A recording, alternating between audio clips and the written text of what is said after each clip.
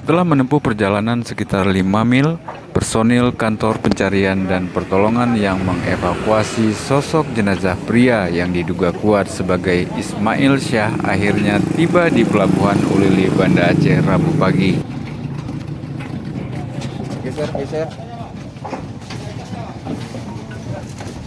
Korban ditemukan tak bernyawa sekitar 5 mil dari lokasinya dilaporkan hilang di perairan Kecamatan Siah Kuala Sabtu lalu. Evakuasi dilakukan setelah petugas menerima laporan anak buah kapal jasa Bunda yang melihat jasad Ismail mengapung di perairan berarus deras di kawasan Aceh Besar. Kepala Kantor Pencarian dan Pertolongan Banda Aceh mengatakan, meski sulit dikenali karena mulai membengkak, jasad yang ditemukan dipastikan sosok Ismail yang dicari sejak 5 hari terakhir.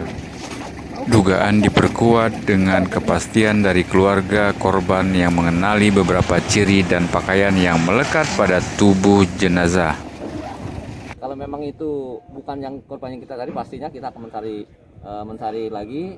Namun dari ciri-ciri secara umum tadi ataupun dari hasil kita melihat secara fisik ya, karena 5 hari kita hilangnya korban, kemudian dari bentuk fisik sudah gembung gitu ya, kemudian sisi korban tadi sedikit juga sudah mendekati ke arah situ kebenarannya. Tiba di Pelabuhan Ulili, jenazah langsung dibawa menuju Rumah Sakit Umum Dr. Zainal Abidin Banda Aceh untuk kepentingan visum.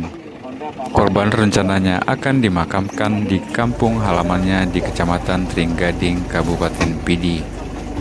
Sebelumnya, personil gabungan yang melibatkan kepolisian, Badan Penanggulangan Bencana Daerah serta radio antar penduduk menyisir pantai dan perairan Siah Kuala guna mencari keberadaan Ismail. Korban dilaporkan hilang karena tak kembali sejak berangkat melaut Sabtu pagi.